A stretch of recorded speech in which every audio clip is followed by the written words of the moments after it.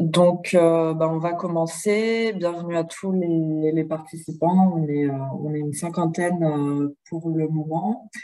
Je vais commencer par un petit point technique déjà. En tant que spectateur du webinaire, votre webcam et votre micro ne sont pas activés.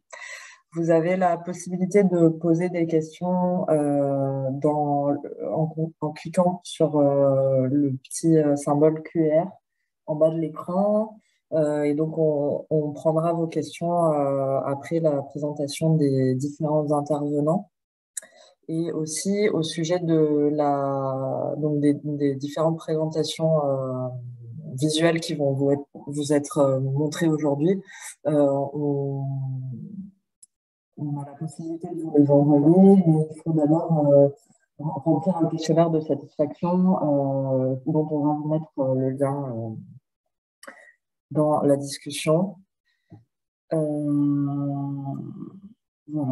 Et donc, on est ensemble aujourd'hui pour 1 heure et demie pour discuter de l'installation d'espaces vélos en copropriété. À l'Agence parisienne du climat, on intervient beaucoup auprès de copropriétés, mais plus sur les sujets de rénovation énergétique. Mais on a voulu aujourd'hui mettre en lumière ce sujet qui est un vrai levier pour le développement de mobilité plus durable et donc évidemment de réduction des émissions de gaz à effet de serre. Et on sait que l'absence de lieux sécurisés où ranger son vélo, notamment la nuit, est un vrai frein pour les Parisiens qui voudraient se mettre au vélo ou renforcer leur pratique, par exemple en achetant un vélo plus performant et donc plus coûteux. Et en même temps, l'usage du vélo en ville ne cesse de se développer, ce qui crée un besoin de stationnement croissant dans l'espace public et dans l'espace privé. Et donc, pour parler de ce sujet, on va recevoir plusieurs intervenants, à commencer par Camille Anuis de l'association Paris en Selle, qui nous présentera les actions de Paris en Selle et aussi le guide qu'ils ont élaboré sur l'installation d'espaces vélos en copropriété. Avec Camille Anuis interviendra Valentin Bayard, qui fait également partie de l'association et qui est aussi copropriétaire et qui parlera d'une réalisation, d'une création d'espaces vélos dans sa copropriété. Et ensuite, on écoutera Cécile Honoré, de l'Agence de la mobilité de la ville de Paris, et Nathalie Daclon, excusez-moi, j'ai pas le titre. Voilà, de Nathalie Daclon de la mission vélo de la ville de Paris qui nous parleront plus des aides financières qui existent au niveau de la ville. Et je commence aussi par un petit rappel, une petite présentation de l'Agence parisienne du climat qui organise aujourd'hui ce webinaire. Donc, on est une association qui a été créée il y a une dizaine d'années par la ville de Paris pour mettre en œuvre les actions de son plan climat, donc toutes les actions relative à la transition énergétique sur son territoire, et on intervient sur différentes thématiques. En premier lieu, et c'est sûrement peut-être pour ça que vous nous connaissez le mieux, la rénovation énergétique des copropriétés, puisqu'on propose un service d'accompagnement des copropriétaires dans les différentes phases de leur projet de rénovation énergétique. Mais on propose également une veille sur les sujets de transition énergétique avec des articles réguliers sur notre site internet, la publication d'études et de guides sur différentes thématiques et l'organisation de différents événements, le Forum Habité Durable qui a lieu chaque année à l'Hôtel de Ville, 4 cafés climat par an, donc qui sont des événements en soirée dédié à une thématique précise. Le dernier était par exemple sur la biodiversité à Paris. Et chaque année, on organise aussi une animation qui s'appelle le défi des clics et sur lequel je vais vous dire un mot parce que c'est dans notre actualité, les inscriptions viennent d'être ouvertes. Donc le défi des clics, c'est un challenge ludique et collaboratif pour agir concrètement sur le climat en tant que Parisien à votre échelle. Et le principe, c'est de constituer des équipes Ça peut être en colocation, en couple, avec ou sans enfant, pour pendant 5 mois essayer ensemble de réduire ses consommations d'eau, d'énergie et de déchets, en collaborant donc avec les membres de son équipe et en étant accompagné par l'Agence parisienne du climat qui organise des rencontres, des formations, des ateliers. Donc, si vous souhaitez vous inscrire, vous pouvez donc aller sur le lien qui s'affiche à l'écran cette année. Donc, les inscriptions sont en cours actuellement et le défi commencera au mois de janvier 2023. Et l'édition actuelle est vraiment, met vraiment l'accent sur l'évaluation des consommations, des émissions de carbone de chacun et les leviers pour les réduire. Voilà, je quitte la présentation et je laisse Camille partager son écran. Merci Juliette. Alors, je vais vous lancer ça.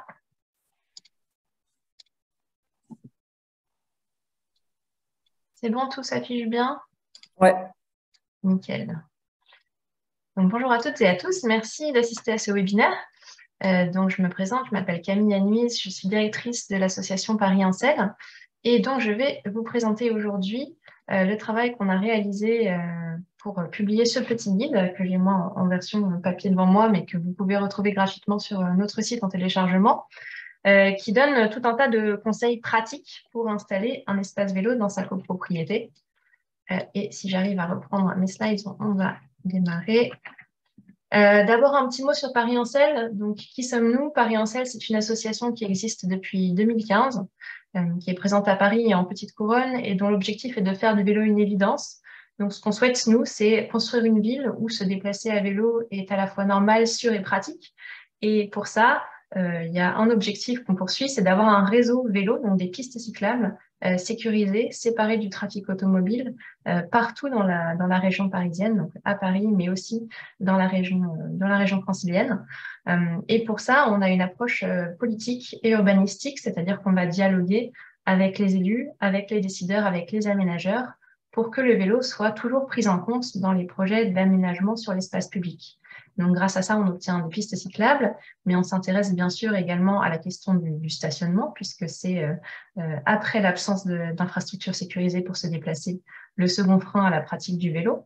Donc, que ce soit le stationnement dans la journée, près des commerces, près des bureaux, mais aussi le stationnement en copropriété, avec des problématiques qui sont propres à la région parisienne, qui a des spécificités, qui est une région très dense, qui a un bâti ancien et où c'est pas forcément facile de trouver de la place pour créer du stationnement vélo. Donc, c'est ce qui a amené en fait à la publication de ce guide qui est sorti au printemps dernier. Et du coup, aujourd'hui, je vais revenir un petit peu sur comment est-ce qu'on convainc ses voisins, ses copropriétaires, d'installer un espace vélo dans sa copropriété, quel est le cadre légal, et qu'est-ce qu'on choisit une fois qu'on a fait ces premières démarches et qu'on a emporté son immeuble avec soi pour installer un local ou un abri vélo qui va fonctionner. Donc, premièrement, le cadre législatif. Contrairement à ce qu'on pourrait penser, aujourd'hui, il n'y a pas d'obligation légale de construire du stationnement vélo dans les immeubles d'habitation existants. L'obligation, elle est récente et elle n'existe que pour les constructions neuves et ça date de 2010. Or, dans une ville comme Paris, en fait, on a très peu de constructions neuves. La plupart, c'est du bâti ancien, où on a peu d'espace. Il y a peu d'espace disponible également sur la voirie pour faire des abris à l'extérieur des copropriétés. Donc, on a essayé, nous, de mettre en avant les solutions qui consistent à identifier de la place chez soi, là où on en a, donc c'est-à-dire dans les cours, dans les locaux qui existent, mais qui sont peut-être mal utilisés ou sous-utilisés aujourd'hui, pour les mettre en valeur et pour trouver des endroits où installer du stationnement vélo. Donc, un petit rappel du processus de décision, que ce soit pour l'installation de matériel dans un espace existant ou pour changer en fait la destination d'un espace, type cours pour y installer du stationnement vélo ou pour transformer un local existant sans voter de travaux, il va falloir passer par une décision de l'Assemblée générale. Donc, tout d'abord, il va falloir inscrire le sujet à l'ordre du jour. Il y a des délais pour cela qui peuvent varier, je crois, selon les endroits. Donc, il faut avoir ça en tête. Il faut que ce soit un processus qui démarre assez en amont pour pouvoir l'inscrire à l'ordre du jour, que ça ne surprenne pas les voisins et qu'on ait une chance d'emporter le vote. Donc ça, Valentin, tout à l'heure, il reviendra avec l'expérience dans sa propre copropriété. Il y a deux types de votes. Donc, à la double majorité, s'il s'agit de modifier le règlement de copropriété ou de changer l'affectation d'un local. Donc, c'est un vote assez contraignant, puisqu'il faut une majorité en nombre des copropriétaires et des 2/3 des voix du syndicat. Donc, ça peut demander un peu de travail pour obtenir cette double majorité. Tandis que pour de simples travaux, en fait, où on va voter un budget travaux, par exemple 2 000 € pour installer des arceaux vélos dans un local vélo existant, mais où les vélos sont mis en vrac, là, on va se contenter d'un vote à la majorité. Et ensuite, une fois que ce vote est passé, en principe, c'est le syndic qui doit mettre en œuvre la décision qui a été prise. Si jamais le syndic manque de diligence, c'est peut-être le cas pour certaines personnes parmi nous aujourd'hui, le conseil syndical ou les copropriétaires peuvent également s'en charger. Quelques arguments qui vont vous permettre peut-être de convaincre vos voisins les plus récalcitrants. Un parking vélo dans une copropriété, un parking vélo qui est équipé, c'est un moyen d'avoir beaucoup moins de vélos mal rangés dans les parties communes. Ça peut être le cas notamment quand on a des cours où il n'y a pas vraiment d'équipement pour le vélo, où on va avoir tendance à mettre les vélos contre les murs, à les attacher là où on peut, au mobilier, aux gouttières. Au bout d'un moment, quand il y a beaucoup de vélos, ça devient un petit peu compliqué en termes de vie en communauté. Donc, ça peut provoquer un besoin d'organiser ce stationnement de manière différente et ça peut convaincre des propriétaires récalcitrants. Enfin, un parking vélo, ça augmente aussi la valeur d'un appartement. Aujourd'hui, on est dans une ville où il y a de plus en plus de demandes pour le vélo, où dans les constructions neuves, on a des standards qui ne sont plus ceux des constructions anciennes. Et donc, mettre à niveau en fait, l'immeuble dans lequel on vit, c'est aussi ajouter de la valeur à son appartement. Vous le verrez tout à l'heure avec l'exemple de Valentin, mais grâce aux subventions notamment, et parce qu'il y a tout un panel de solutions qui sont plus ou moins chères, finalement, quand on prend le coût par copropriétaire, ça reste un coût qui est assez modique. Et il ne faut pas hésiter à mettre en avant ces subventions et ces aides que vous pouvez recevoir, qui peuvent lever le frein financier qui existe dans certaines copropriétés.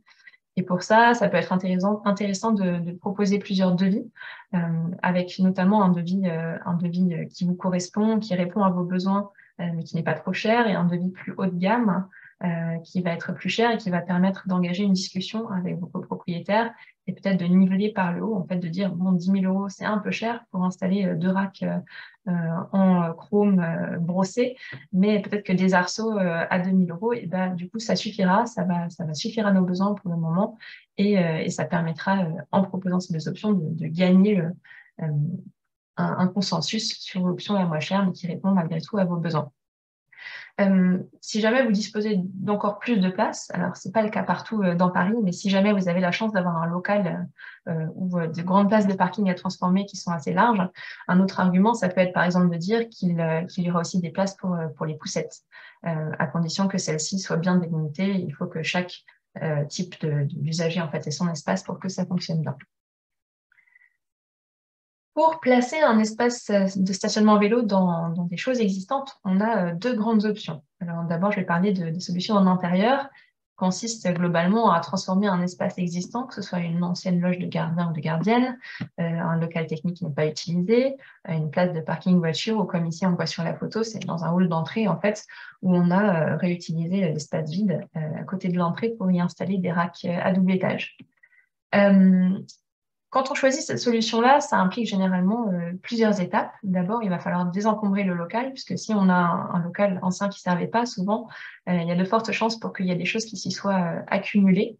Et donc, il va falloir le désencombrer, il va falloir demander aux gens qui ont éventuellement laissé des choses encombrantes de les récupérer.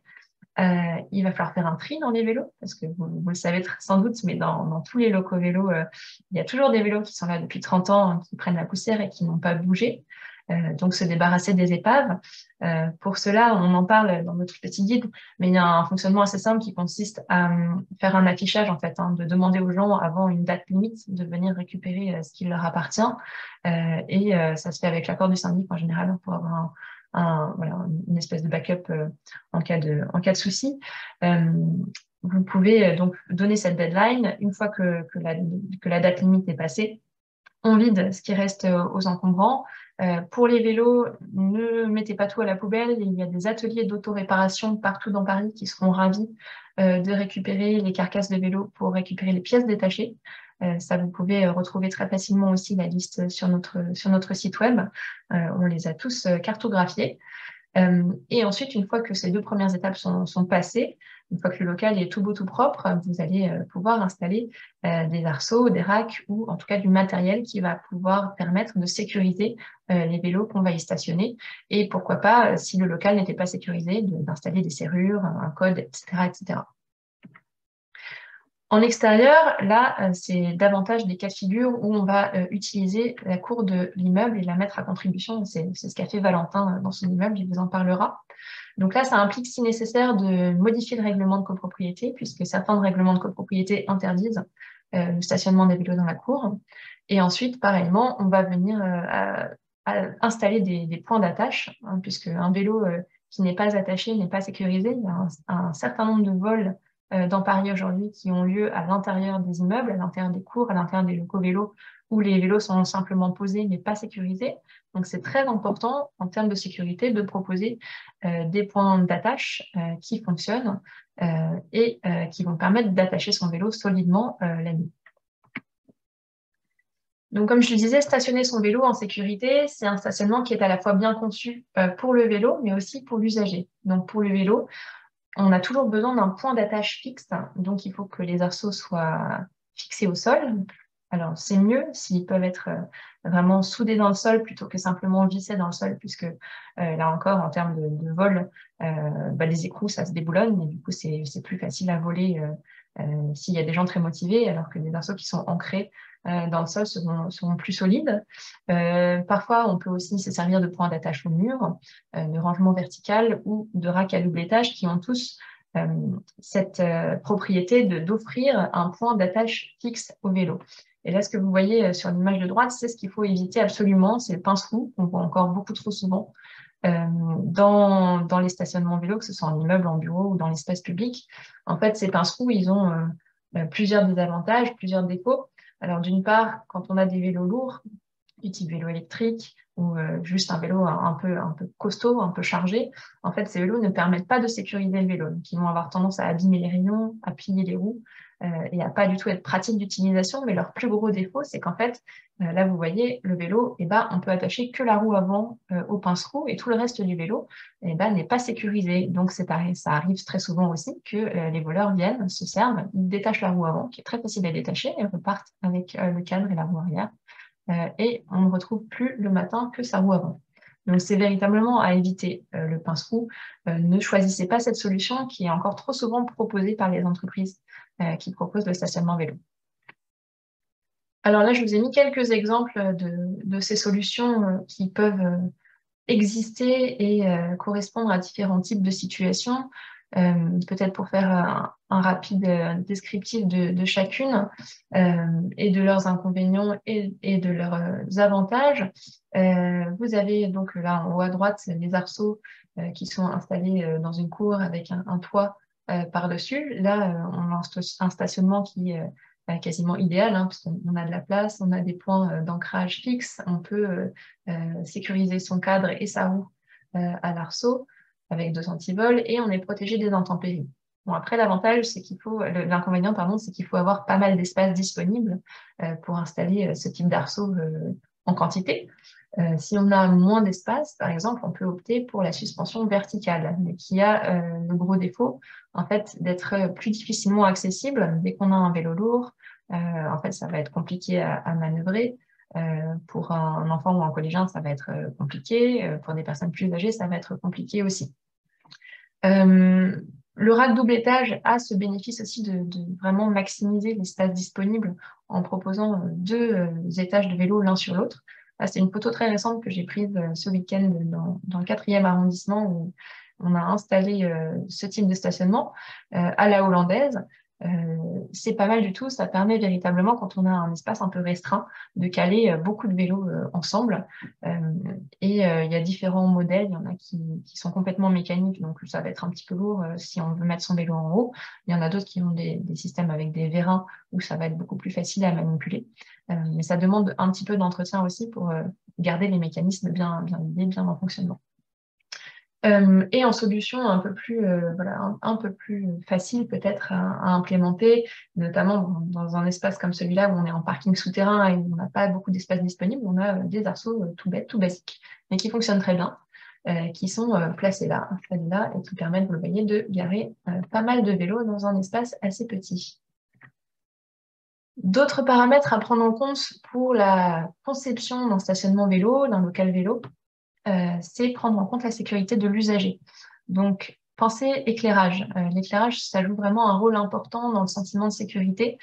Si on installe, par exemple, comme c'est le cas sur mes photos là, un local vélo dans un parking, donc en -1, accessible par la rampe parking, et qu'on ne vient pas corriger ou revoir l'éclairage, en fait, on va souvent avoir des recoins sombres, un environnement un petit peu glauque qui risque de décourager un certain nombre d'usagers, notamment les femmes, en fait, d'utiliser ce local vélo. Donc, il faut vraiment penser inclusivité lorsqu'on les conçoit en pensant à ces paramètres qui sont très importants. Donc, privilégier un endroit bien éclairé. Et si on est en souterrain, plutôt privilégier des grilles qui permettent de voir en transparence et donc offrent une forme de sentiment de sécurité parce qu'on a cette vision vers l'extérieur. Et je vais passer la parole à Valentin et je vais peut-être rajouter un petit mot. Là-dessus, là, sur les poteaux, on ne voit pas beaucoup de vélos cargo. Mais si vous avez de la place, il est de bon augure.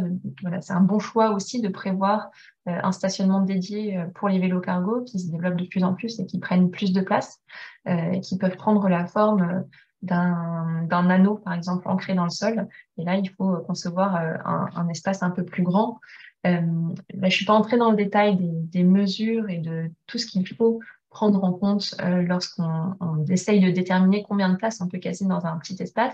Valentin, je pense que tu vas en parler un petit peu dans ta présentation, mais vous retrouvez aussi toutes ces informations dans notre guide, donc, qui est toujours téléchargeable sur notre site, dans la rubrique vélo pratique. Je vous montre ici. Ah non, c'est flou. Et je laisse la parole à Valentin pour la suite. Et je te passe les slides, Valentin. Ouais, bonjour tout le monde. Merci à l'APC de nous accueillir. Moi, je suis juste adhérent Paris Ancel et copropriétaire depuis à peu près 1 an et demi dans le 11e. Et donc, effectivement, j'ai partagé sur notre discussion interne de Paris Ancel mon retour d'expérience. Et donc, Camille m'a proposé d'en parler ici. Tu peux avancer. J'ai commencé dès le début par vous montrer un avant-après. Alors, c'est pas aussi spectaculaire que certains aménagements, mais en quelques mots, la photo à gauche, c'est au moment où on s'est installé. Il y avait des pince-roues qu'on devine tout à gauche avec des vélos bâchés, des vélos par l'avant, par l'arrière, un peu serrés, etc. 2 vélos qui sortaient jamais, qui étaient abandonnés en ruine, etc. Et pas vraiment la place de rajouter les nôtres, et en tout cas, pas la place de les accrocher et de les sécuriser. Donc, c'était un frein pour nous. Et donc, maintenant, à droite, la solution à laquelle on est arrivé après quelques péripéties que je vais vous raconter, c'est 6 arceaux montés sur des racks ensemble qui permettent de mettre théoriquement 12 vélos avec un petit peu de place pour potentiellement ajouter un cargo quelque part ou un crochet ou des poussettes. Donc, encore un petit peu de flexibilité, mais surtout des arceaux bien espacés et qui permettent d'accrocher les cadres, contrairement aux pinceaux.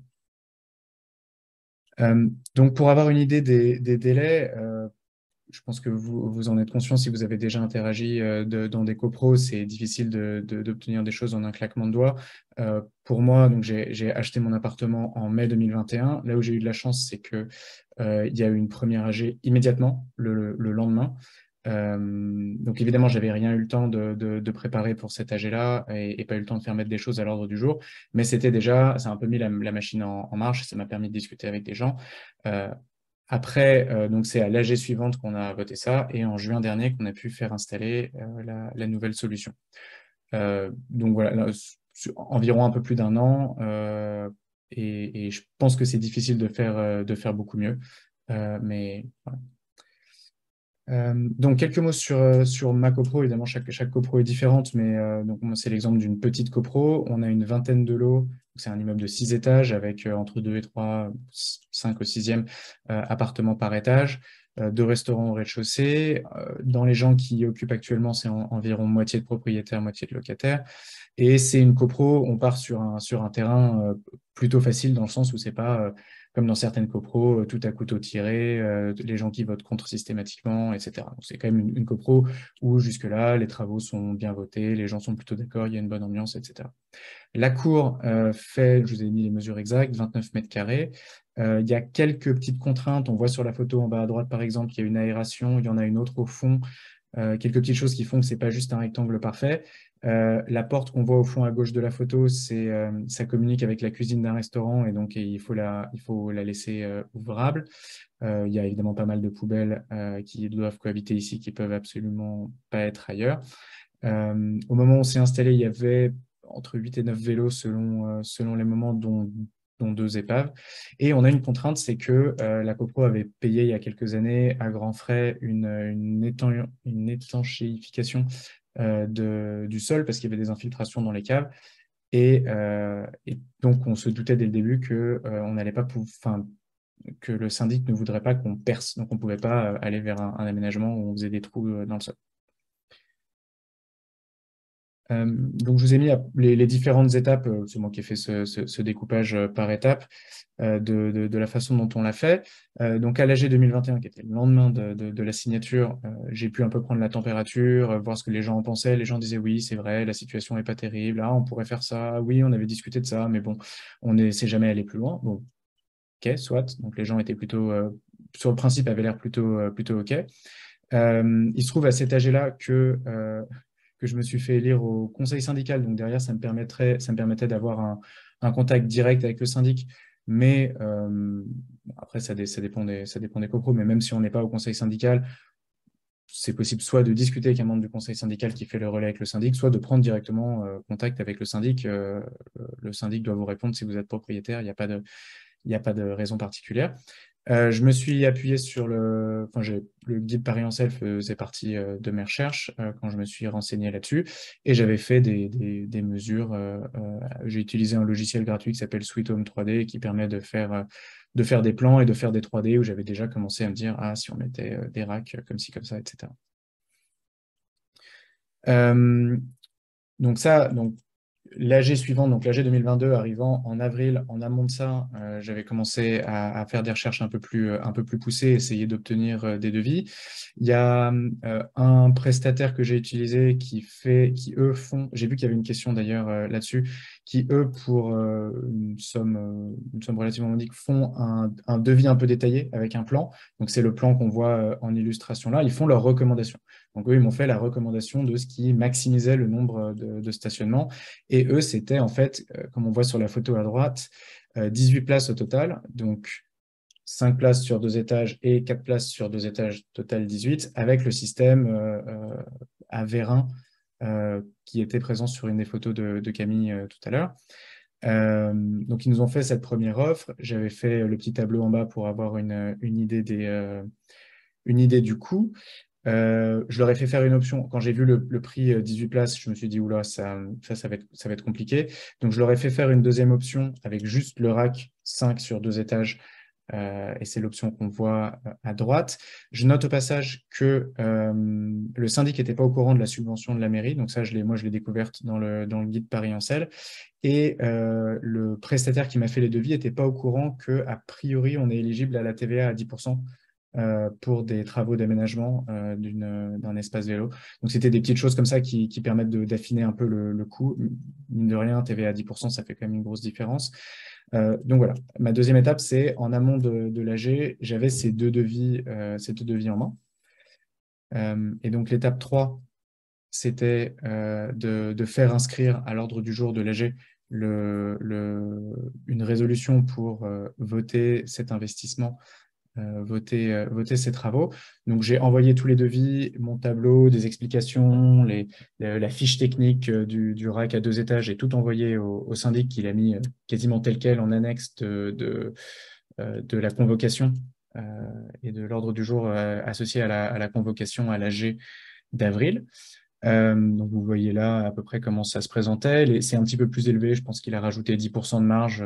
Ils font souvent ça parce qu'ils s'attendent à ce qu'il y ait un peu des imprévus, quelle que soit la résolution qu'on vote. Et donc, arrive le moment de l'AG. C'est là que ça devient rigolo. On voit débarquer à l'AG. Je remonte un tout petit peu. En amont de l'AG, j'avais discuté avec les autres propriétaires que je connaissais, les voisins et les gens avec qui j'avais déjà échangé, en leur disant, est-ce que sur le principe, tu es motivé? Oui, oui. J'avais fait un petit peu de lobbying pour m'assurer d'avoir des soutiens et plus ou moins une majorité à l'AG. Et donc arrive l'AG et on voit arriver des gens, des propriétaires qui viennent d'habitude pas aux AG, qui normalement se laissent un peu porter par le groupe, qui là sont arrivés et on s'installe dans la salle, etc. Et je vois les gens qui étaient là avec tous, enfin ces deux personnes-là qui étaient avec la liasse de feuilles comme ça, ouverte au niveau de la résolution 17, comme ça, et qui avait entouré les montants un peu, d'un stylo un peu énervé et qui visiblement piaffaient d'impatience pendant qu'on déroulait les résolutions 1 à 16 jusqu'au moment où on allait parler de ça. Donc on arrive à la résolution 17. Ah ok, c'est le moment, parlons de ce fameux, de ces aménagements vélo. Et alors là, les deux prennent la parole.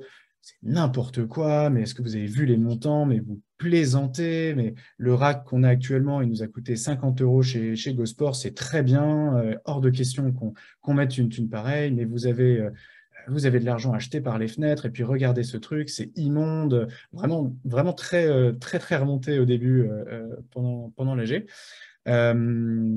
Et donc, il y a vraiment eu 10 minutes des deux qui se renvoyaient un peu la balle comme ça, à être très, très négative et très contre.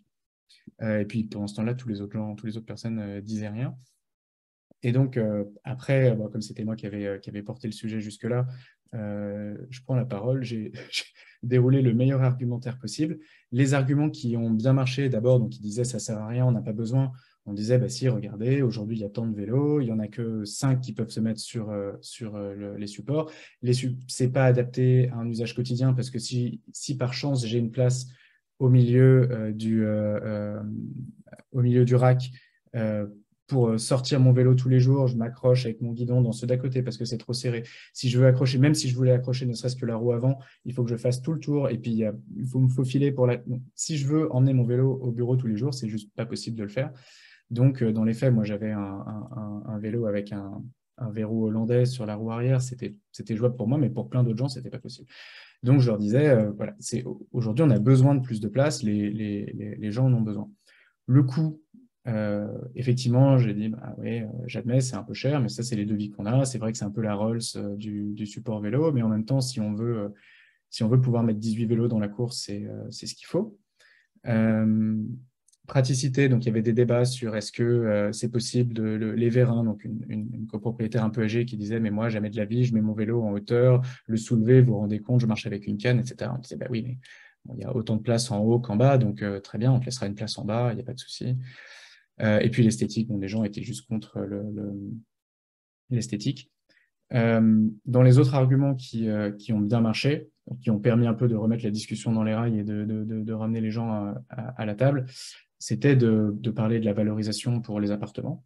Certains copros ont refusé de croire quand je leur ai dit, et d'autres personnes l'ont confirmé, qu'aujourd'hui, ils n'envisageaient pas d'acheter un appartement dans un immeuble qui ne permettait pas de garer un vélo.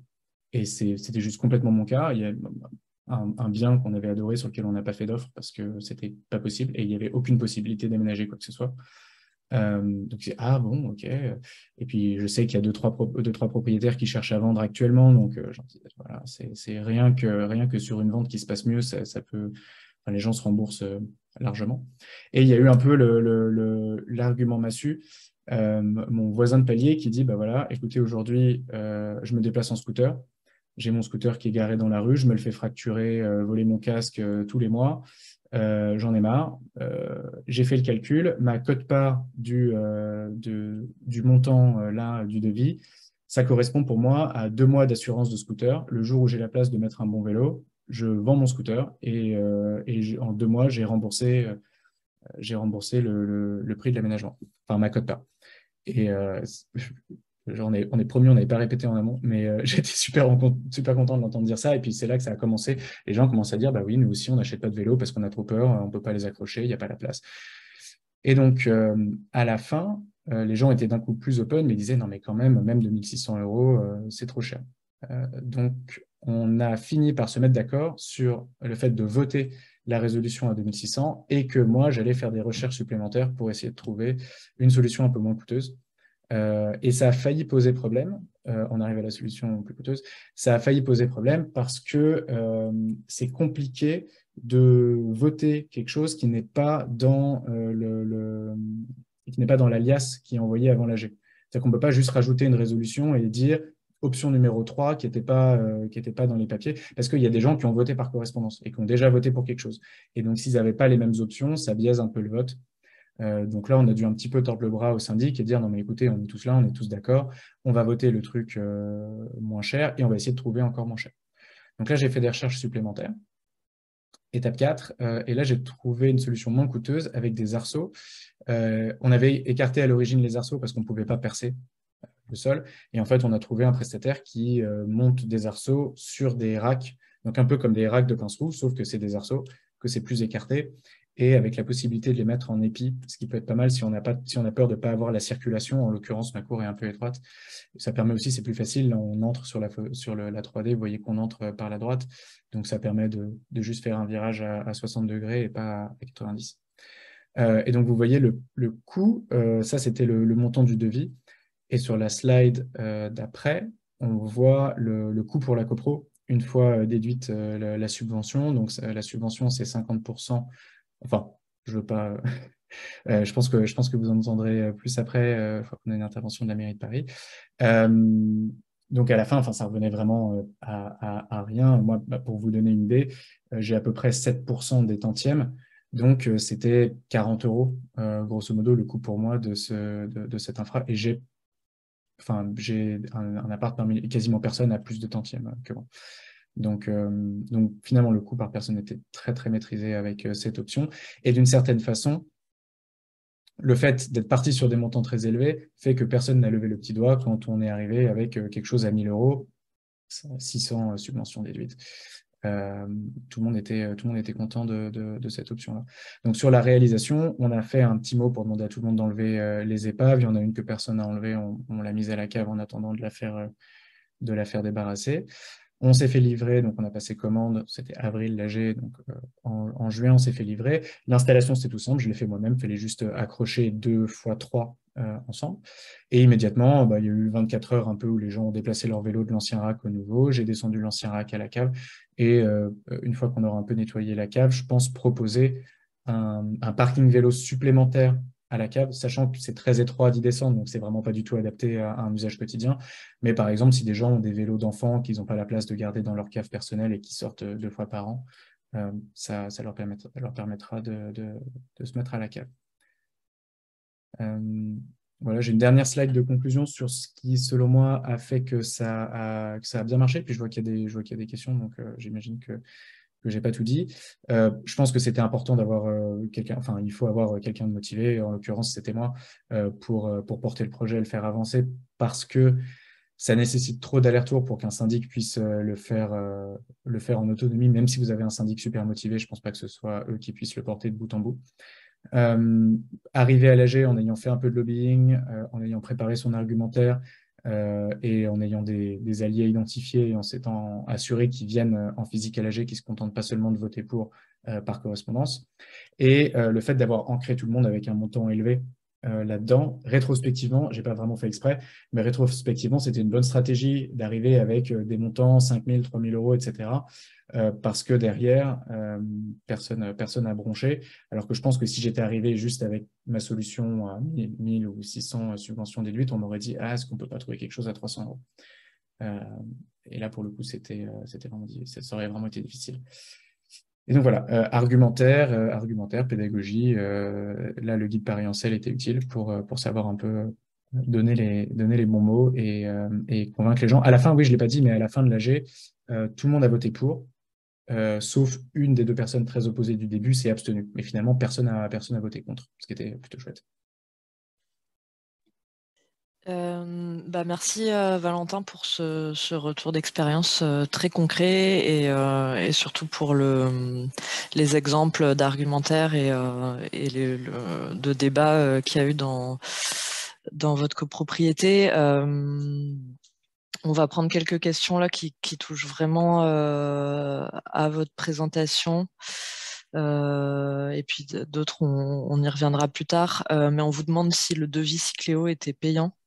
Oui, c'était 99 € et si on travaille avec eux après, c'est déduit de la... comment dire? Si on finit par travailler avec eux, il y a 99 € qui sont retirés de l'étude supplémentaire qu'ils doivent faire avant d'installer du matériel complexe. Ok.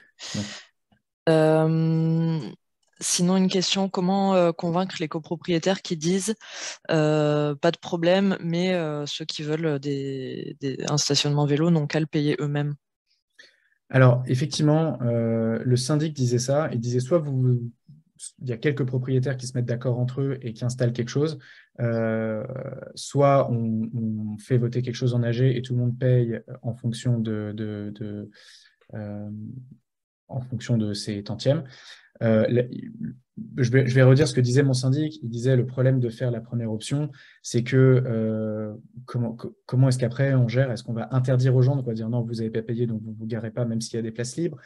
Si quelqu'un qui a payé à un moment vend son appart 2 ans après, est-ce qu'avec l'appart, il vend un droit oral de garer son vélo? Enfin, ce sera jamais inscrit quelque part dans un contrat. Donc, honnêtement, il faut réussir à embarquer tout le monde. Et je pense que les arguments de dire le jour où vous mettez votre appart en location, le jour où vous le vendez, ça valorise. Et ça valorise, mais c'est un multiple. C'est-à-dire que potentiellement, quelqu'un un jour va faire une offre que vous n'aurez pas eu. Vous aurez fini par vendre votre appart 10 000 € moins cher parce que vous avez radiné de 100 € 10 ans plus tôt, quoi.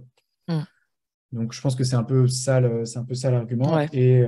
Et de dire que, oui, parfois, on paye une rénovation de toiture et pourtant, l'eau ne coule pas au premier étage. Ça fait partie de la vie en communauté, quoi.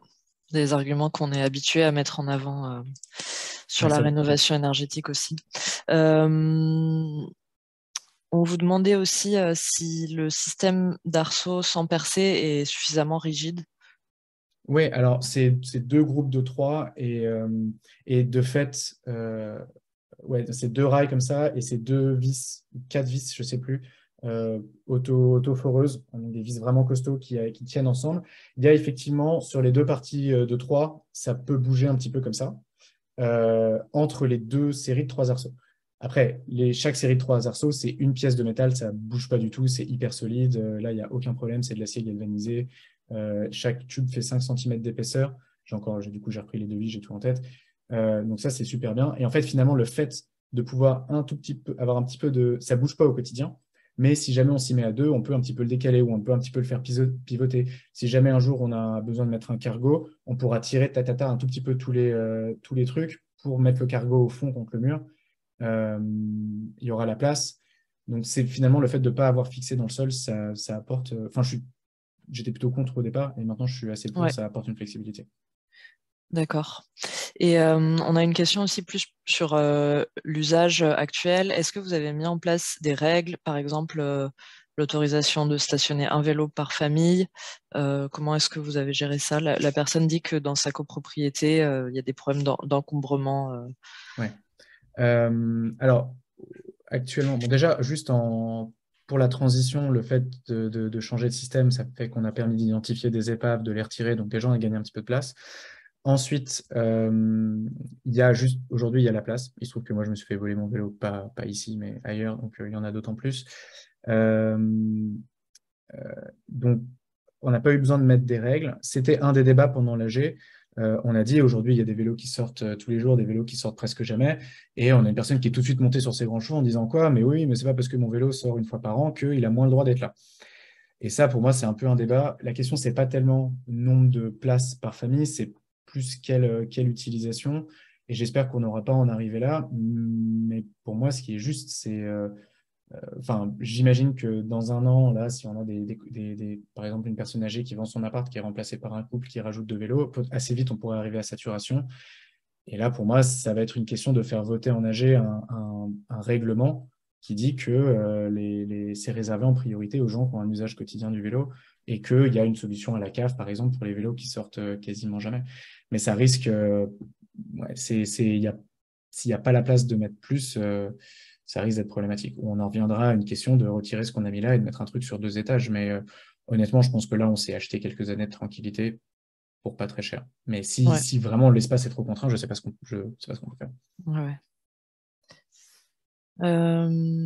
D'accord. Je vous propose de passer à la suite avec Nathalie Daclon de la mairie de Paris et Cécile Honoré sur les aides financières.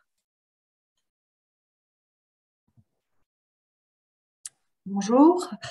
Alors en fait, c'est plutôt Nathalie qui doit commencer sur la présentation du plan vélo. Est-ce qu'elle est là? Oui. Pardon, j'avais pas vu votre message. Donc je vais la...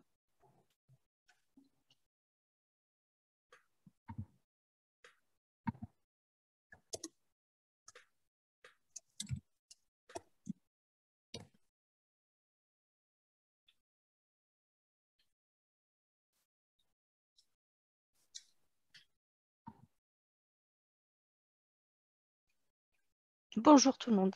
Est-ce que vous m'entendez? Oui. Désolée, j'ai été éjectée en cours de route. Merci beaucoup à Paris-Ancel et Camille et Valentin. C'était très intéressant, je trouve. Alors, je travaille à la Mission Vélo, qui est un service de la direction de la voirie et des déplacements de la ville de Paris.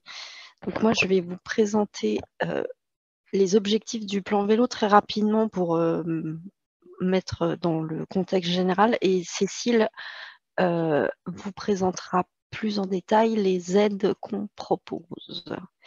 Alors, je vous partage mon écran.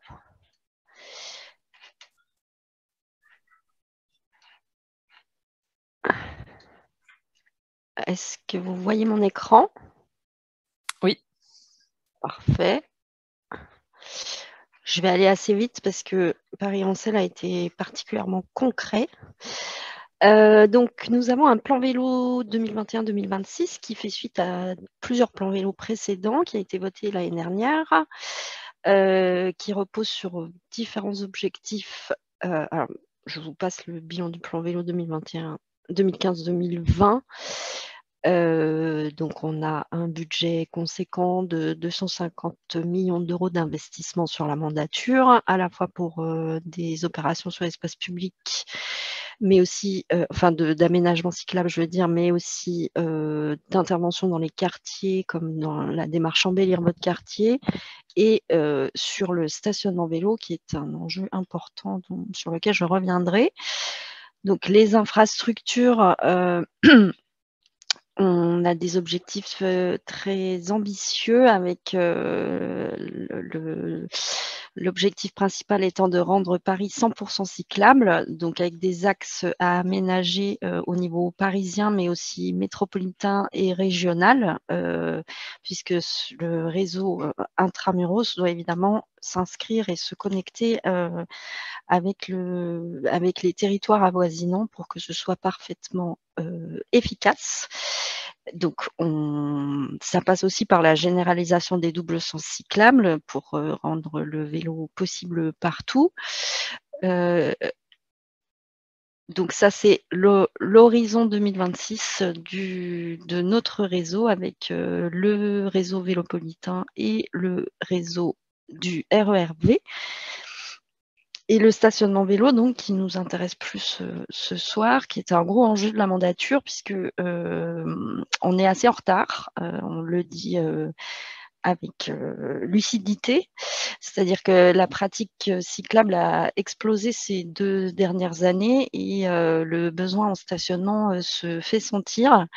Et on a un report qui se fait sur l'espace public, faute de trouver des solutions partout où c'est nécessaire, et les besoins étant très diversifiés, on essaie d'aller trouver des solutions partout où c'est nécessaire, c'est-à-dire à la fois sur les lieux d'intermodalité que sont les gares, les points les gares de RER ou de métro, les points attracteurs évidemment, culturels, sportifs, etc. Les solutions pour les déplacements du quotidien, sur les lieux de travail et d'études, et en effet dans le résidentiel, puisque sans solution correcte sur les lieux de résidence, les cyclistes n'ont pas de solution satisfaisante et adaptée sur leur lieu de résidence, ce qui est un frein à la pratique, puisque le problème du stationnement va avec la problématique du vol, et qui est un des freins majeurs pour se mettre au vélo. Donc, nos objectifs en matière de stationnement, c'est plus 130 000 places pendant la mandature, avec des arceaux sur l'espace public, bien entendu, puisque c'est tout à fait nécessaire et indispensable, dont des places pour les vélos cargo, dont Camille a parlé tout à l'heure, qui sont des vélos un peu spéciaux et encombrants, qui ont du mal à trouver leur place sur l'espace public, mais qui sont en plein développement à Paris et qu'on encourage par ailleurs parce qu'ils répondent à des besoins spécifiques de famille pour faire ses courses, etc. Ça peut permettre de franchir le pas de la mobilité active. Des places dans le privé, donc on travaille avec les bailleurs sociaux beaucoup, et avec tous les partenaires qu'on essaye de sensibiliser au sujet, d'où notre présence ce soir auprès de l'APC, qu'on remercie d'ailleurs, parce qu'il faut qu'on arrive à toucher les personnes et les partenaires concernés, ce qui n'est pas toujours simple.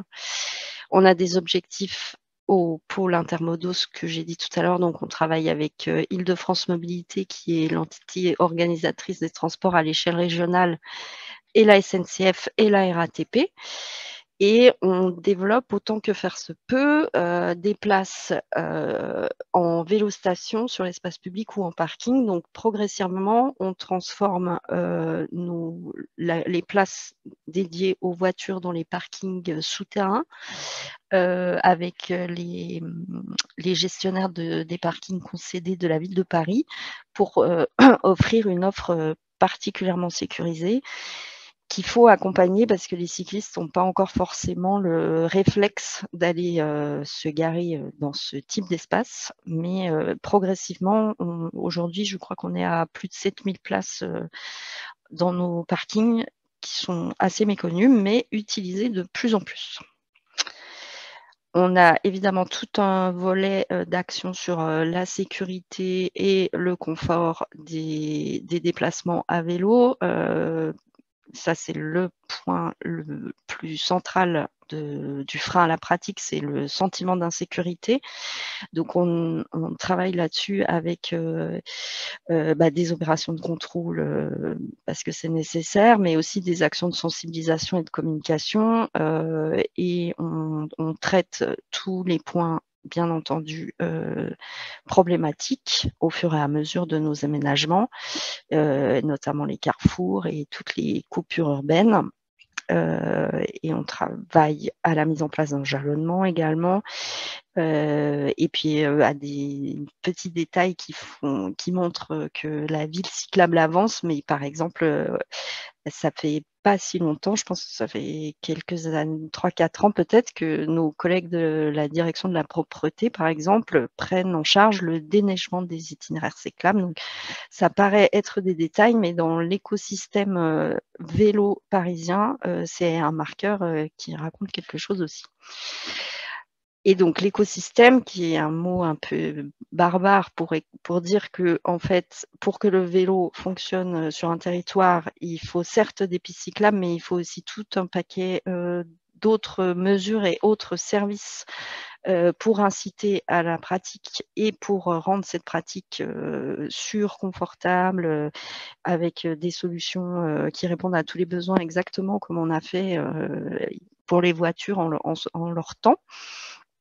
Donc ça passe par des actions liées à l'apprentissage, à la sensibilisation, à la formation, notamment un gros chantier pour nos collègues de la direction des affaires scolaires qui doivent généraliser un dispositif qui s'appelle le savoir rouler à vélo, qui vise à apprendre à tous les élèves de CM2 à faire du vélo, comme nous sommes toutes et toutes allés à la piscine quand nous étions en primaire. Désormais, les élèves de primaire doivent également apprendre à faire du vélo. Les aides à l'écomobilité, je laisserai Cécile développer ce point. On travaille avec les associations qu'on soutient dans leurs actions qui sont évidemment très pertinentes pour développer le vélo comme mode de déplacement, avec des bourses au vélo qui permettent de s'équiper à moindre coût, des vélos-écoles qui permettent soit d'apprendre à faire du vélo parce que c'est une nécessité, soit de vaincre ses peurs avec des ateliers qu'on appelle de remise en selle, qui permettent d'appréhender le contexte urbain dense qui est assez particulier. Il est vrai que c'est très différent d'aller faire du vélo le dimanche au Bois de Boulogne que de se déplacer quotidiennement dans Paris. Donc, il y a des vélos-écoles qui aident à ça. Les ateliers d'autoréparation aussi, qui sont des lieux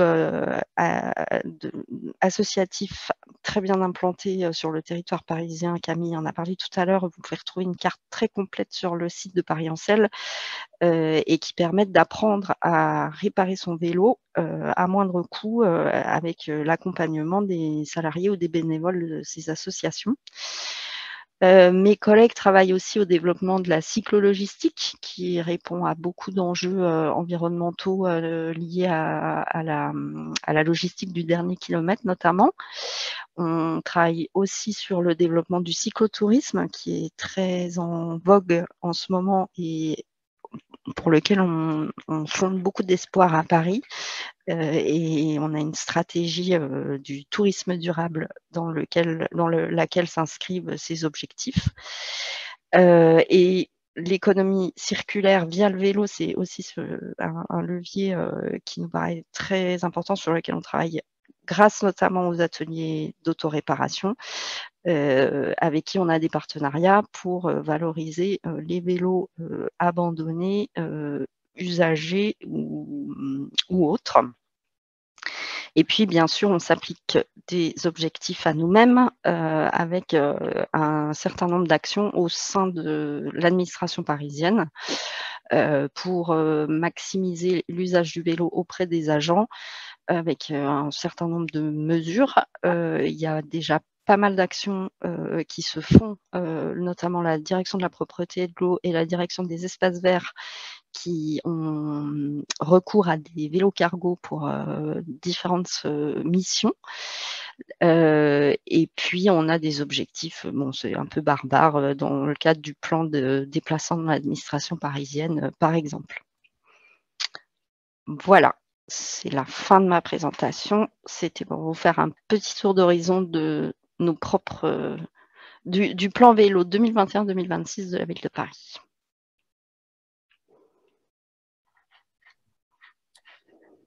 Du coup, je vais prendre la main rapidement pour vous parler des aides. Alors, Nathalie, c'est bon? C'est bon. Tu as fini. Alors, attends. Hop. Est-ce que vous voyez du coup le support? Oui. C'est bon. C'est bon? Parfait. Alors, donc moi, je suis Cécile Honoré, je travaille à l'Agence de la mobilité et j'ai travaillé en particulier sur la refonte des aides à la mobilité, des aides parisiennes à la mobilité. Donc, c'est un dispositif qui existe depuis plusieurs années, voire dizaines d'années. Et en fait, on va avoir des annonces qui vont être faites à la fin du mois. Donc aujourd'hui, je vais juste me concentrer sur les aides aux abris vélos dans les copropriétés, les habitats collectifs parisiens. Mais voilà, le nouveau dispositif qui va être annoncé prochainement comprend aussi d'autres aides. Voilà. Donc, et puis un point, oui, que je voulais indiquer, donc ces aides pour les abris vélos, comme ça a été mentionné, effectivement, elles existent depuis 2015. Donc, elles sont pérennisées dans le nouveau dispositif. Et ce que je vais vous présenter, en fait, ça va être disponible. On aura une délibération qui reprendra précisément tous ces éléments à laquelle vous pourrez vous référer. Et l'objectif de la ville, comme l'a expliqué Nathalie, c'est vraiment de renforcer l'octroi de ces aides pour développer le stationnement vélo dans les copropriétés. Donc, très rapidement, l'objectif, c'est l'incitation à développer les abris vélos sécurisés par les copropriétés ou par les bailleurs sociaux. Donc, comme ça a été mentionné, la ville propose une aide financière qui ne change pas dans le nouveau dispositif. Donc, on est sur une prise en charge de 50% du coût hors taxe des travaux avec un plafond de 2 000 €. Et les conditions d'éligibilité, donc c'est être un habitat collectif, copropriété ou bailleur social, être à Paris, créer un abri vélo sécurisé qui respecte certains critères, on va y revenir. Et puis on a aussi une limite sur le nombre d'aides octroyées, donc il ne faut pas avoir déjà bénéficié d'une aide pour ce type de travaux depuis le 1er octobre 2018. Et cette nouvelle aide, elle rentrera en vigueur à compter du 15 octobre prochain. Donc, les critères, on a bien la notion d'abri vélo sécurisé. Donc, sécurisé, ça veut dire être implanté dans un local ou dans une cour qui sera fermée par un code, un badge ou une clé. La question des arceaux vélos n'est pas, c'est pas une nécessité. Donc, si la dimension le permet, si la configuration des lieux le permet, des arceaux vélos peuvent être scellés dans le sol ou dans les murs, mais ce n'est pas une obligation. Et en revanche, il faut qu'il y ait une protection aux intempéries. Donc ça, c'est vraiment les deux points auxquels on est vigilant, le côté sécurisé et le côté protection aux intempéries qui doit couvrir toute la longueur des vélos. Également, on veut que les vélos adultes puissent stationner. Donc, on n'acceptera pas des demandes d'aide qui consisteraient à aménager, par exemple, un dessous d'escalier qui ne permettrait pas de disposer de façon optimale des vélos adultes. Et puis, dans la délibération, on fait référence du coup à deux guides. Le guide qui date un peu de la FUB, donc sur les stationnements vélos dans les immeubles d'habitation ou de bureaux, et puis le guide qui vient de nous être présenté de Paris-Ancel. Donc voilà, on préconise vraiment que ces guides soient suivis et que les préconisations soient respectées. Alors d'un point de vue pratique, donc la demande d'aide, donc un téléservice va être mis en œuvre à compter de début 2023, ça j'y reviendrai ensuite. Et voilà, ce qui est important, c'est que le dossier déposé soit cohérent et qu'on arrive vraiment à faire le lien entre les différents acteurs, donc les personnes qui demandent l'aide et l'immeuble ou la résidence pour laquelle l'aide est demandée. Donc la demande d'aide, elle doit être réalisée par la personne ou l'organisme en charge de la gestion de l'immeuble, donc qui peut être le bailleur, un syndic professionnel, le syndicat des copropriétaires ou un syndic bénévole. On a exclu les copropriétés de parking du dispositif, mais bon, c'est un peu anecdotique. L'aide sera versée au syndicat de copropriété ou au bailleur social. Et puis, ce qui est important, c'est que les factures doivent mentionner l'adresse de l'habitat collectif pour laquelle elle est demandée et être identique à l'adresse qui est remplie, qui est déposée quand le dossier est constitué. Et ça peut paraître évident, mais ça va mieux en le disant. Donc, il faut vraiment que la facture comporte des éléments, au moins un élément lié à la constitution d'un abri vélo sécurisé. Et voilà, c'est vrai qu'on a eu des demandes d'aide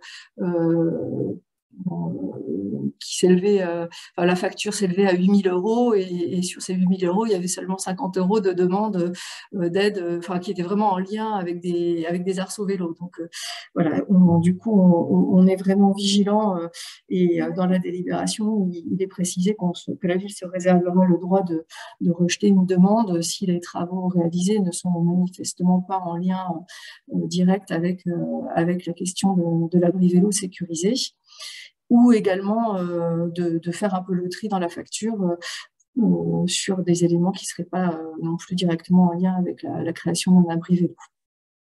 Donc ça, c'est vraiment un point de vigilance. Donc, bon, là, je vous affiche juste les pièces qui vont être demandées sans rentrer vraiment dans le détail. Encore une fois, tout ça, ce sera précisé dans le téléservice qui sera mis en œuvre. Donc, on demande des pièces relatives au syndic, donc pour attester que le demandeur, le syndic qui demande est bien en charge de la résidence. Des éléments donc sur le CABIS également, des éléments sur les fiches INSEE, donc du syndic ou du bailleur social ou du syndicat des copropriétaires. Quelque chose de classique, une fiche synthétique de l'immeuble, les coordonnées bancaires, donc avec le fait qu'il faut être vigilant là encore que le RIB mentionne bien l'adresse de la résidence pour laquelle l'aide est demandée, les factures qui permettent de calculer la subvention, avec encore une fois bien l'adresse de la résidence qui fait la demande, pour laquelle la demande est faite, et puis également les photos avant-après, donc ce que nous a présenté Valentin Bayard, ce type de photos est très utile pour qu'on puisse juger du coup des travaux qui ont été engagés et de l'adéquation entre la demande et ce qui a été fait. Voilà, donc en bref, donc cette nouvelle aide, elle va rentrer en vigueur à compter du 15 octobre. En revanche, notre nouveau téléservice, il sera activé seulement à partir de début 2023. Donc, il y a la notion de rétroactivité qui est importante. Vous pourrez faire des demandes d'aide sur des factures qui auront été faites à compter du 15 octobre 2022. Mais vous ne pourrez déposer ces demandes qu'à partir de début 2023. Donc ça, c'est un point de vigilance, mais voilà. Il faudra bien, en gros, c'est une mise en œuvre en 2 temps. La délibération rentre en vigueur à compter du 15 octobre et vous pourrez déposer des demandes d'aide à partir de début 2023. Voilà ce que je voulais dire. Merci pour votre attention.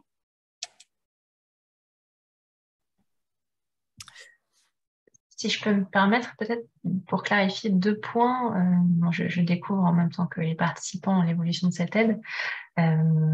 Donc, c'est une aide qui, comme la précédente, reste attribuée a posteriori. Donc, il faut avoir réalisé les travaux pour l'obtenir. Donc, il n'y a pas de prévalidation de la part de la ville. OK. Donc, ça, c'est quelque chose d'important à garder en tête d'un côté copropriété.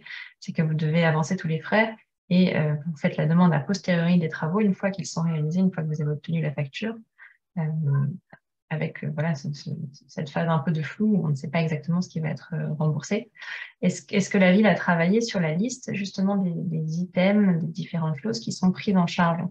Nous, on avait noté dans notre guide donc les abris vélos sécurisés, donc protégés des intempéries, mais également les équipements qui s'y rattachent, donc serrure, digicode, RAC, arceau. Est-ce que la liste reste la même? Est-ce que ça évolue? Oui, tout à fait, oui. Effectivement, donc c'est tout ce qui va être mis en œuvre pour sécuriser les abris vélos rentre dans le champ de ce qui est éligible, et également l'aspect abri, ce que je disais, le fait d'avoir une protection contre les intempéries, bien évidemment, ça rentre aussi dans le panel des choses éligibles. Oui, tout à fait.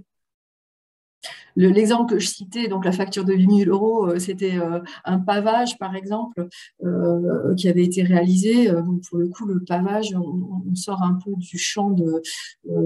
voilà, on trouvait que c'était... Enfin, on a vraiment traité le dossier. Et la question des arceaux nous est parue anecdotique par rapport à l'objet dominant des travaux. Donc c'est pour ça que le dossier a été retoqué.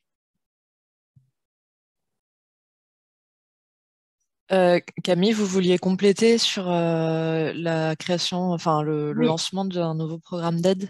tout à fait. Donc, je vais essayer de ne pas perdre tout le monde avec cette multiplicité de démarches administratives à faire. Mais c'est des infos intéressantes que j'ai un peu en avant-première, donc je vous les partage. En fait, début novembre, il va y avoir un nouveau programme de financement du stationnement vélo en copropriété qui va être lancé. Ça s'appelle Alvéole Plus. C'est un programme C2E, donc certificat d'économie d'énergie, donc qui est, pour faire simple, financé par les entreprises polluantes qui rachètent un petit peu de leur bilan carbone en finançant des projets de ce type pour promouvoir les mobilités actives. Donc, ce programme de financement va être lancé. J'en connais pas exactement les contours définitifs parce que la plateforme est en cours de finalisation, mais je suis en mesure de vous présenter les grands axes.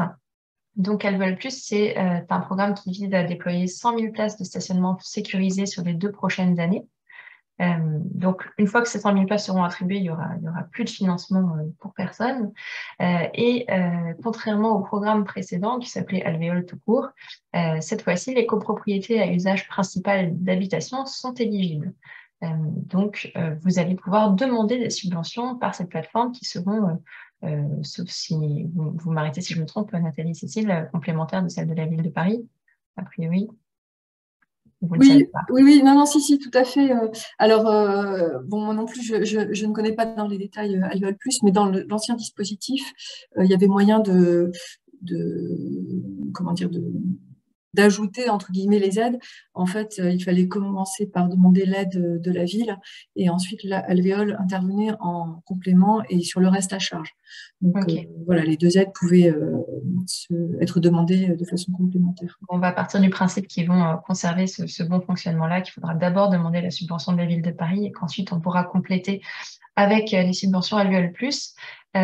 Donc très concrètement, pour pouvoir postuler en tant que copropriété, il faudra créer au minimum 4 emplacements vélo. Donc un emplacement, c'est égal à un vélo. Donc il vous suffit d'installer 2 arceaux, donc, typiquement pour être éligible à ce programme. Et Alvéole prend en charge au maximum 40% du coût du projet hors taxe, jusqu'à 50% dans les zones à faible émission. Là, j'ai classé ça en mettant en priorité, par exemple, pour installer des arceaux dans un local existant, vous pourrez bénéficier de 80 € de subvention hors taxe par emplacement. Donc, ça veut dire 160 € pour un arceau qui va permettre de garer un vélo de chaque côté. Et des financements un peu plus conséquents pour du matériel qui coûte plus cher, comme les abris couverts libres d'accès ou les abris type consigne sécurisée, là pour mettre plutôt à l'extérieur. Alvéole Plus prend en charge un certain nombre de matériels différents, donc bien sûr les supports d'attache, que ce soit les arceaux, les dracs à double étage, etc., etc., avec des spécificités, ça va être assez cadré. Donc, vous aurez besoin de sélectionner des arceaux ou des racks qui ont des critères de sécurité qui permettent d'accrocher le vélo au cadre et la roue avant. Donc, des choses qui sont bien costauds, bien sécures. C'est une bonne nouvelle. Des abris, des consignes sécurisées. En complément, station de gonflage, outils, casiers de rangement pourront aussi être financés si elles sont attachées à une demande de subvention pour l'équipement d'un local vélo au total. On ne pourra pas juste demander la station de gonflage seule. Alvéole couvre également le système d'éclairage. Ça aussi, très bonne nouvelle en termes de sécurité et de ressenti usagé. Les systèmes de serrure, la petite maçonnerie. Donc, typiquement, là, j'ai une adhérente de Paris-Ancel qui veut transformer un local dans sa copropriété, mais pour le transformer en local vélo fonctionnel, ça implique de faire tomber un petit mur à l'intérieur. Donc, typiquement, Alvéole Plus pourra couvrir ce type de cas de figure. Une signalétique relative au stationnement. On peut imaginer dans une grande copropriété, par exemple, avec plusieurs bâtiments, qu'on a besoin d'installer une signalétique dédiée pour indiquer où se trouve le parking vélo. Alvéole le prendra en charge également. Et la pose ainsi que les frais de livraison seront également couverts par la subvention si c'est le même prestataire qui effectue ces 3 actions-là.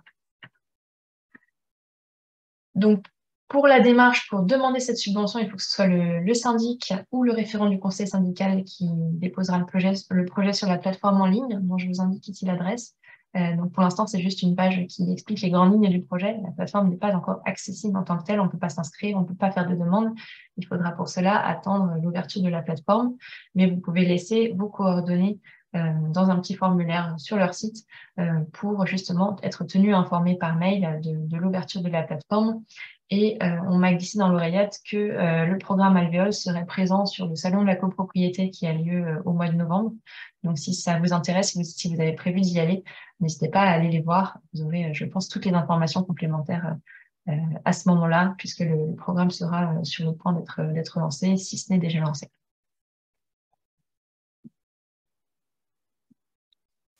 Merci beaucoup pour ce complément.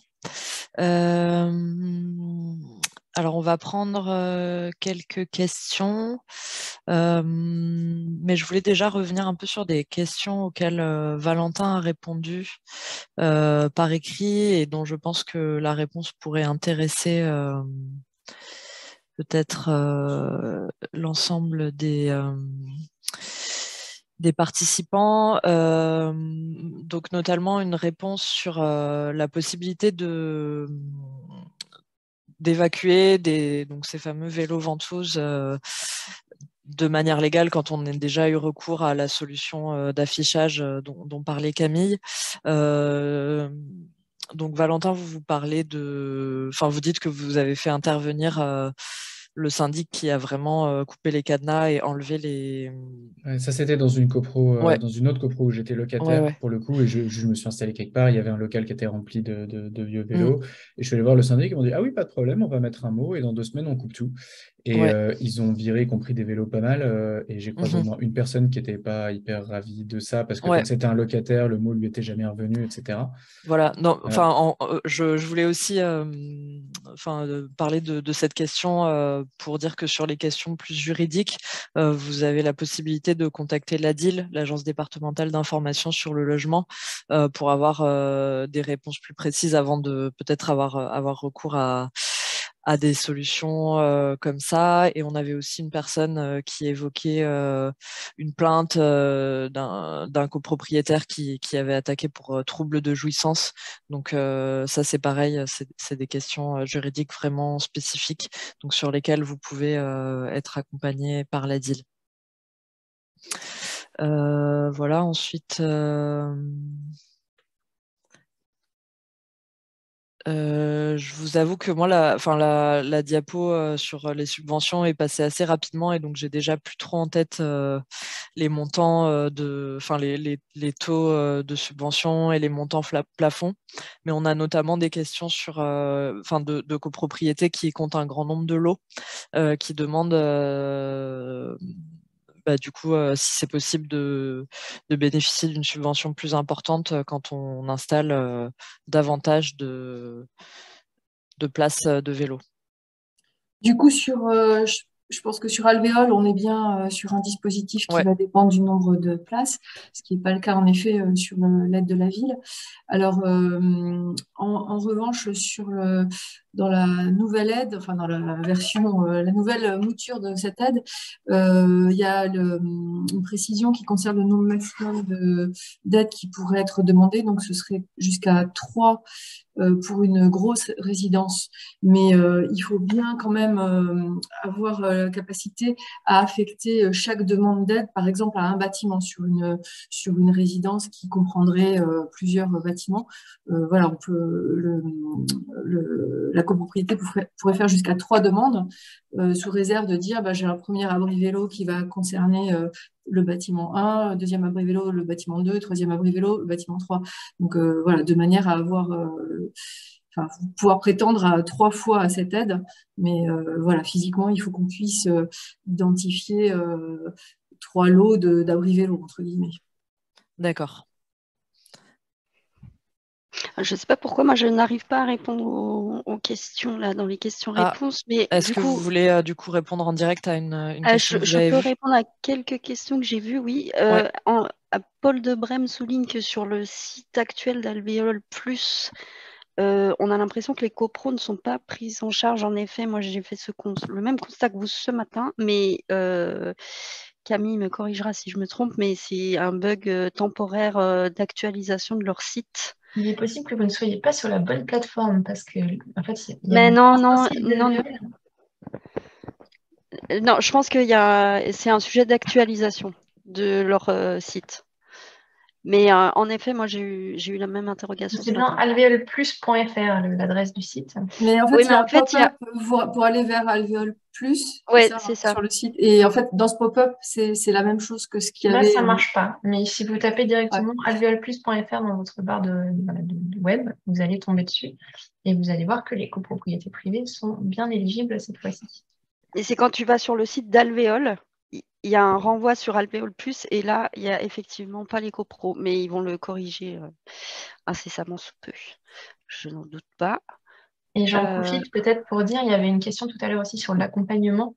J'en ai pas parlé aujourd'hui parce que j'ai pas toutes les infos, mais à partir de l'année prochaine, de 2023, Alvéole Plus permettra une formule d'accompagnement des copropriétés, donc pour vous aider à élaborer votre projet. Mais en termes de chronologie, ça vient en 2023, c'est pas pour tout de suite. Mais sachez que ça va exister l'année prochaine. Donc ça peut être utile. Et donc ce sera un accompagnement qui sera proposé directement par le programme Alvéole, ou est-ce que ce sera le financement d'une prestation réalisée par une société? Je n'ai pas tous les détails, mais il me semble avoir compris qu'on passera par la plateforme pour avoir un prestataire agréé, en fait. D'accord. Ok. Et ce sera bien un programme national et non local. C'est un programme national, mais comme je le disais tout à l'heure, il y a un objectif de 100 000 places. Donc, quand il n'y a plus d'argent, il n'y a plus d'argent. Donc, on a intérêt à faire ces demandes plutôt au début qu'à la fin. Mais il y a une question en effet là-dessus, mais du coup, nous, hors de Paris, vous pouvez tout à fait prétendre à Alvéole Plus. Une question aussi sur les bornes de recharge pour vélos électriques. Est-ce qu'elles sont préconisées et aidées? Peut-être Guillaume, tu veux répondre à cette question? Alors, sachant qu'effectivement, il y a une aide, il y a plusieurs aides financières pour installer une infrastructure qui permet la recharge pour véhicules électriques, alors notamment une aide de la ville de Paris et aussi une aide d'un programme C2E qui s'appelle Advenir. Donc, il est possible d'installer dans une copropriété une IRVE, donc une infrastructure de recharge pour véhicules électriques. C'est en général fait pour les voitures. Après, pour un vélo, je pense que c'est plus des cas des cas particuliers d'usage dans les copropriétés et selon les vélos, je suppose, où la batterie est amovible ou non. De ce côté-là, peut-être que Paris-Ancel peut compléter sur les questions des vélos électriques. Alors, en termes de subvention, que je sache, ça n'existe pas pour le moment. C'est un besoin qui est moins prégnant, en fait, généralement en copropriété, puisqu'on est chez soi, et donc on peut s'arranger pour remonter sa batterie. C'est moins gênant que lorsqu'on est en déplacement, par exemple, au bureau. Voilà. Sauf pour le cas où justement la batterie est sur le vélo et qu'il faut brancher le vélo quelque part. Mais là, je ne peux qu'imaginer tous les problèmes juridiques que ça cause si on se branche sur le courant qui est dans le local vélo. Ça risque d'être source de tension avec des copropriétaires. Je ne sais pas si Valentin t'en sait plus. Nous, on a déjà eu la demande, en fait. Là, le fameux copro qui a vendu son scooter voulait acheter un vélo avec batterie pas amovible et m'a demandé si on avait prévu quelque chose ou si on pouvait faire quelque chose. Et honnêtement, dans notre cas, je ne vois pas ce qu'on peut faire. Enfin, c'est forcément des travaux très lourds pour installer une prise, en plus, qui sera sous les intempéries, etc. Je pense que l'électricité, honnêtement, si on fait le calcul, si recharger un vélo, on consomme probablement moins d'électricité qu'en prenant l'ascenseur pour descendre au rez-de-chaussée, je pense. Alors, effectivement, il y a un sujet d'infrastructure spécifique pour les véhicules électriques. Après, si la question qui se pose pour les copropriétés, c'est est-ce qu'ils vont créer une infrastructure spécifique avec des démarches qui sont plutôt lourdes, effectivement, avec une mise en place des conditions de comptage et d'installation électrique. Mais ça va être déterminé par la copropriété si on y passe dans cette démarche de projet, s'il y a un besoin effectivement des copropriétaires et des usagers. Donc si la batterie est amovible, il n'y a pas forcément un besoin pour les copropriétaires de se lancer dans ces démarches de projet. Sinon, ça peut être une question liée à la totale, à la gestion de son parking, de son stationnement en copro. Donc, il peut y avoir ça va être du cas par cas. Mais par contre, il y a bien des aides financières pour installer une infrastructure de recharge en copropriété. Est-ce qu'il y a des retours d'expérience de création de local vélo en sous-sol sans ascenseur? Par exemple, des rampes ou des solutions pour remonter son vélo?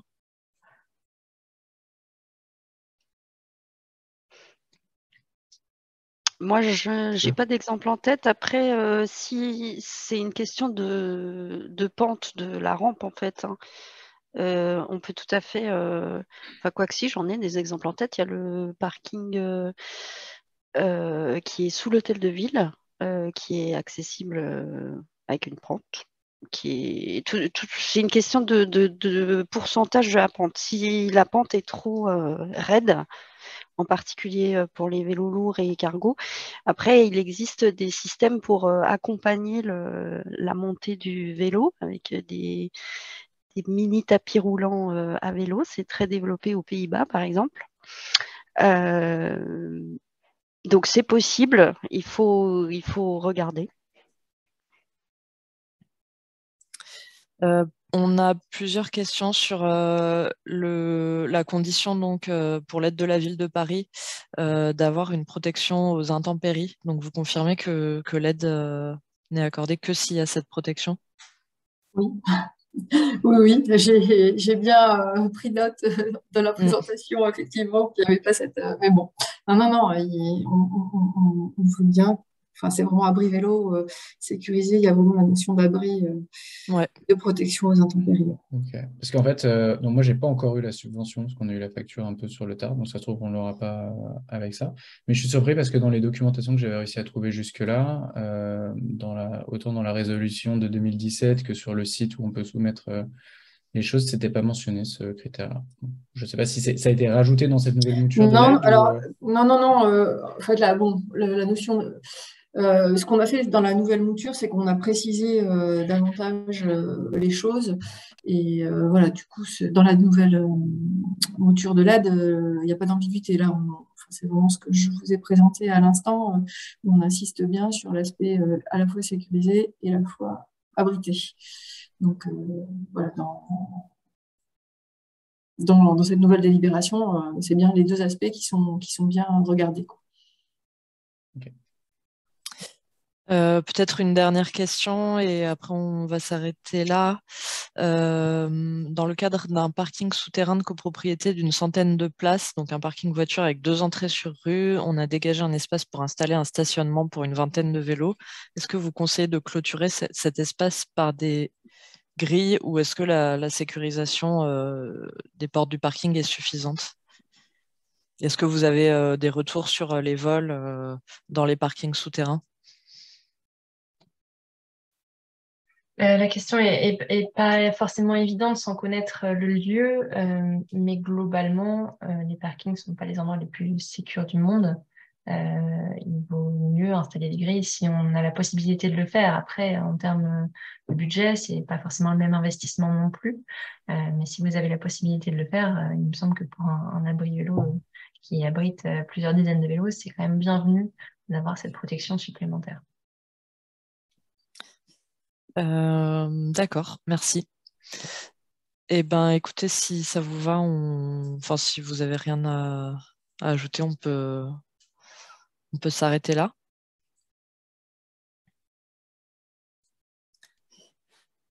Ben, merci beaucoup à tous les participants et aux intervenants. Merci beaucoup. Et bonne soirée. Merci, au revoir. Au revoir, bonne soirée. Au revoir. Merci. Merci. Au revoir.